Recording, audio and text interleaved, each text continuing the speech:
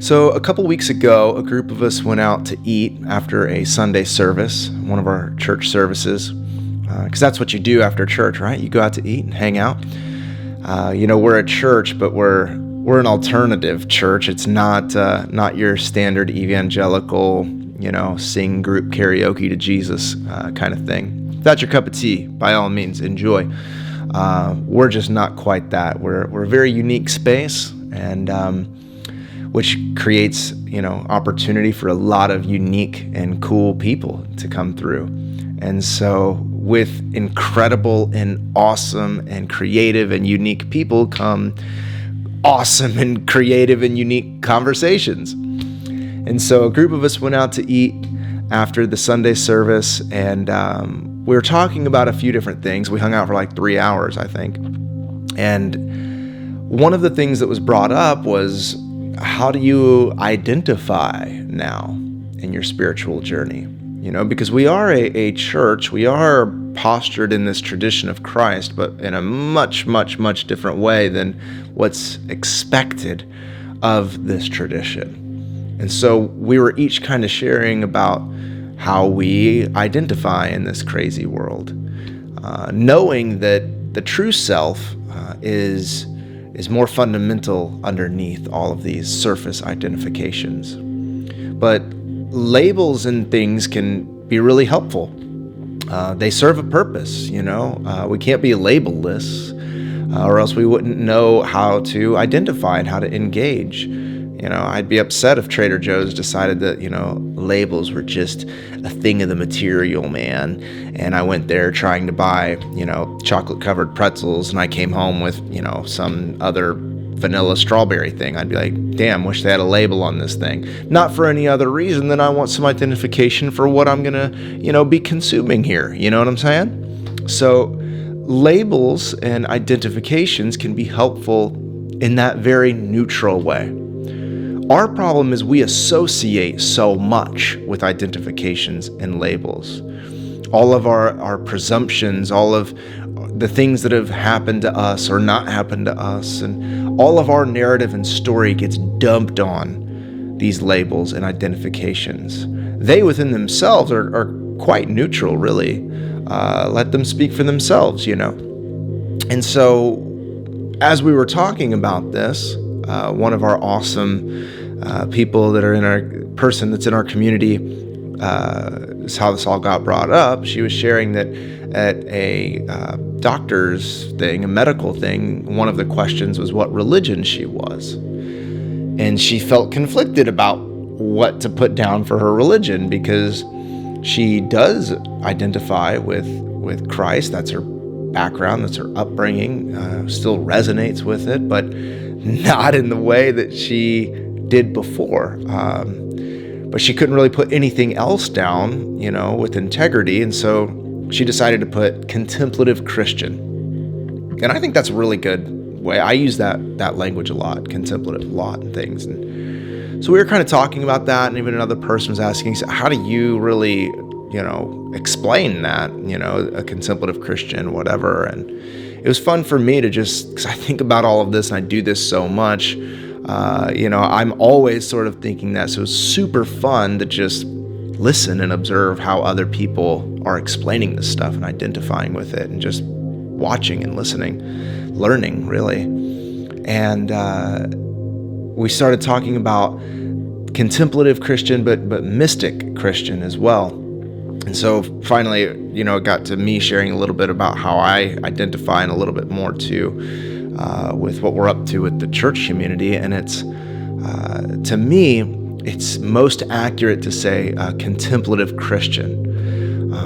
I think both of those, mystic Christian, here I am, mystic Christian. And I think both of those need a little bit of extra explanation. I don't use all of those in every context every time. You have those people that are born again Christians, and it's like that's their answer for everything all the time, anytime. You know what I mean? It's kind of subjective, but in a community like I was in on that Sunday afternoon, it felt like people would just pick up what I was laying down pretty easily. It's good to be a part of a community like that. side note, if you don't have a in-person community in some way, I'm telling you, it's so refreshing to be with people of like heart. So I was sharing about mystic Christian as my way of identification best. And I put mystic first before Christian. Some people say Christian mystic. A lot of it's just whatever. But to me, it's important that I place mystic first, because to me, I'm first a mystic. And whenever I use that word mystic, I've noticed that depending on people's background, history, and whatever sort of tradition they're coming from, they have different assumptions about what they think that means. And even I've shared it with my dad, and he's an evangelical pastor still. And, he's got his own very just Billy Graham-esque, kind of faith, which is great for him. But whenever I say mystic, I've noticed that it stirs an idea of him of like mystical, or like in the fantasy sense. And he's thinking I'm talking about like elves and fairies and dragons and wizards and, all this stuff. And that's just not what I'm talking about at all whenever I say mystic, And so it's interesting to see how the mind, neurologically, how we fill gaps with things, with story and narrative and opinion and preference and aversion all the time. I do it. I can't just take a shit on my boomer dad for it. Like, we all do this, So like, it's interesting to see that whenever I brought up mystic, that it's like synonymous with fantasy. It's not. It doesn't mean that at all. Maybe eventually it's kind of evolved into that, but it finds its root in this word mystic, which actually in its etymology is more, it's similar to even that of like esoteric, where it means secret. But where esoteric might be more in terms of like the conceptual ideas of seeing symbolism, mystic is more in that heart space of the secret place of the heart, the caverns of the heart, the recesses of the heart, the depth of the soul, a deep, intuitive, inner connection, oneness experience with God, with the divine, an inherent knowing of a deep identity that transcends all of those thoughts and concepts and labels and traditions and creeds and doctrines and all the stuff that gets thrown on top of us. A mystic is one who knows that oneness, that unity on an intimate level, deep in the core of the being. And that is what the word means in that secret place, in that oneness place, connected to, fundamentally integrated with the divine. And so to say a mystic is to not talk about dungeons and dragons or whatever else sort of fantasy stuff. It's to acknowledge that I have intimate union and experience with the divine, not just because of what I know in my head or even feel in my emotions, but what I intuitively know is the ground of being within me. That's what it means to be a mystic. And so what I say is a mystic and then Christian is because that inner intimate knowing comes transcendent of all of the other paths and ways and teaching and wisdom and stuff that I'm going to find in the physical material realm that we're in, how I engage with all of that stuff. So I first find that in the experiential knowing of being a mystic. And then for me, mystic Christian, mysticism is its just own thing, by the way. To be a mystic is to be its own thing. One of the people at the lunch said that they just identify as mystic. They don't even include any sort of wisdom path with it, which is fine and valid. But it's just that. There is, Sufis that are, they are Islamic mystics. We have mystical Buddhism even. You have all these different things. Hinduism's kind of mystical just by its fundamental nature, but sometimes you get the people, the karma yoga people who are, about their actions and doing and repetitive mantras and such. But the point is that mystic is a single sort of thing, because it's just about that intimate knowing oneness with the divine.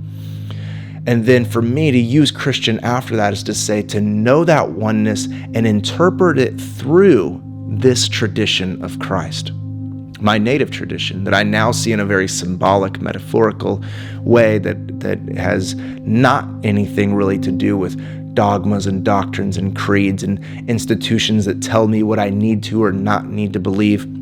But I interpret my oneness knowing through the parables, teachings, and wisdom of the spirituality of Jesus. That's what's in resonance with me. So it's not about like converting or anything. It's about interpreting my direct oneness experience through this lens.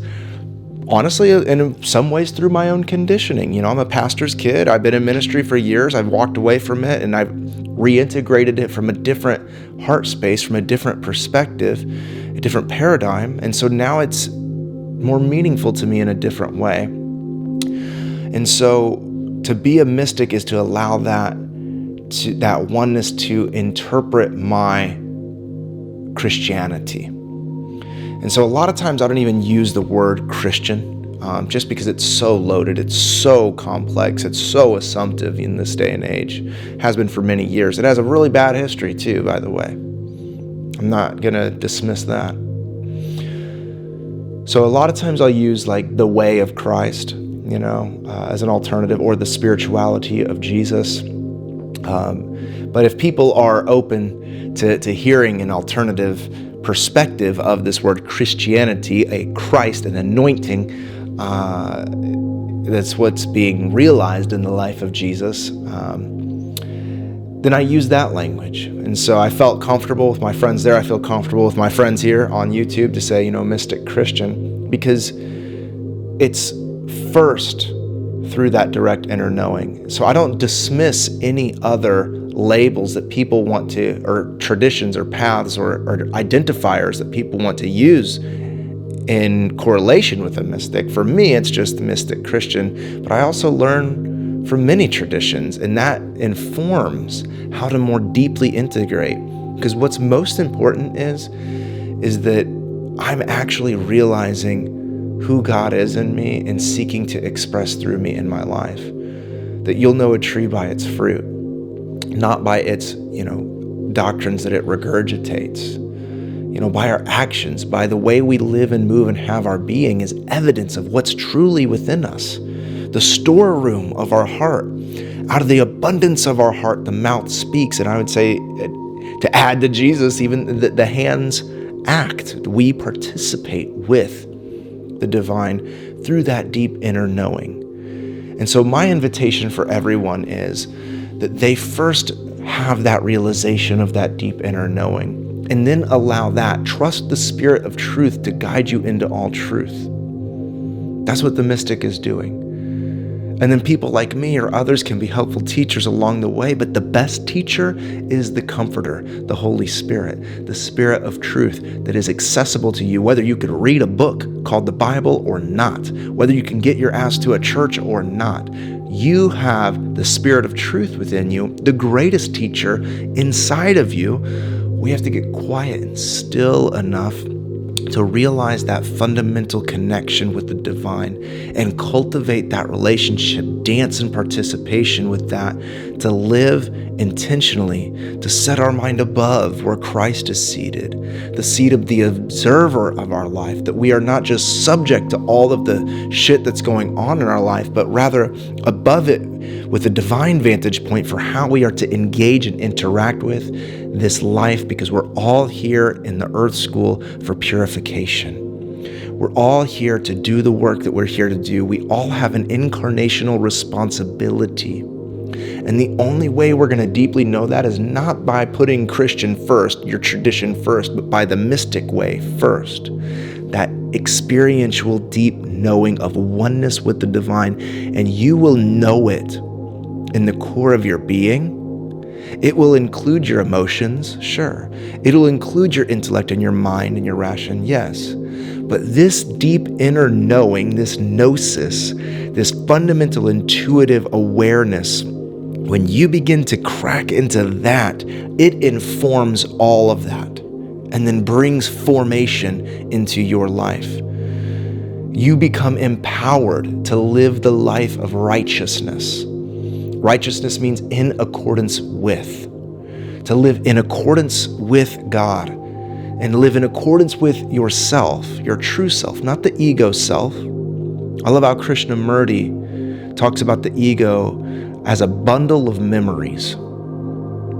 That all of these bundle of memories of our fears, our failures, of our fantasies, of all of the stuff that we carry along and carry around with us as baggage shows up as the voice of the ego in our life that distracts us from that deep fundamental core reality of who we are in our true self. And we have to learn how to embody that so we can live in accordance not with that ego and its own bundle of memories and fears and anxieties and preferences and aversions, but we can live in accordance with that true fundamental self that's not the ego self, but is the true incarnated self, the soul that is in union with God and union with ourself, and therefore overflows to bring everything into accordance with the divine realm, with the kingdom of God.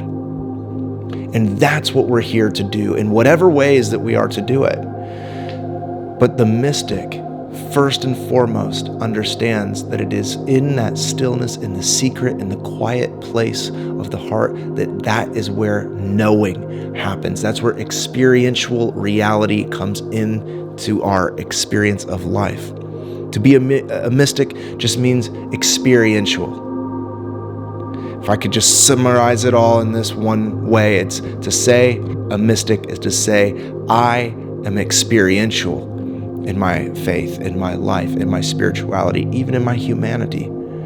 Experience, reality, realization is the fundamental basis of what it means to be a mystic.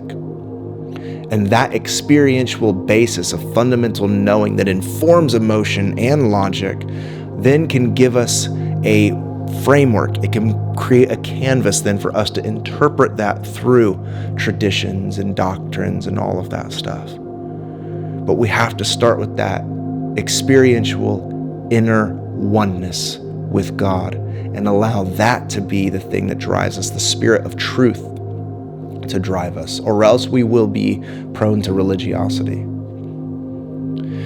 And so while the religions of the world are many, the mystic path is just the one path expressing itself in the many religious traditions. So that was what I was talking about in a nutshell, I guess you could say, at lunch a couple weeks ago after the Sunday service, and just really riffing on that and all really resonating with this path. And reclaiming this path of Christ because of it. Mystics have been called heretics for as long as, the church has been persecuting people that have alternative ideas. I should do another video on the nuance between orthodox and heresy. It's not what we think. I'll digress because this video is about the mystic. But mystics have been persecuted for many years because, I'll end with this, because of that individual inner knowing. You're not dependent and reliant on an institution to control you and you to serve them and what they want. So the institution will always kill the mystic, because the mystic is the one who knows in their inner being and is happy to partner with the services of the institution if they're a force for good, but is not manipulated by them. It's not owned by them. And this makes people who work in institutions, who are clergy people, very nervous, because if you can't control people with thoughts and beliefs and concepts and identifications and titles and roles and hierarchies, then people are rogue in their mind and they can't be trusted. Because especially in the Christian tradition, we think that the heart is wicked and evil and you can't trust it at all. But yet other scriptures says that, God gives you the desires of your heart. So it's not really which one is it, but it's the discernment to know. And that, friend, is where the mystic is, the discernment to know, and that is not manipulated by the institution. And so institution will always be adverse to the mystic path, to the experiential oneness path. And I would say that that's probably for a good reason. But more people are coming into this awareness, and so I thought it'd be helpful to sort of share about it and to share just about what we were rapping about at lunch, and invite you into that conversation too. So let me know maybe in the comments what you think about the mystic path, about if you identify, if you resonate with that. And we'll do another video soon, maybe one on the nuance between orthodoxy and heresy and how we've kind of got that wrong. So subscribe to the channel if you haven't already, and we'll see you on the next video.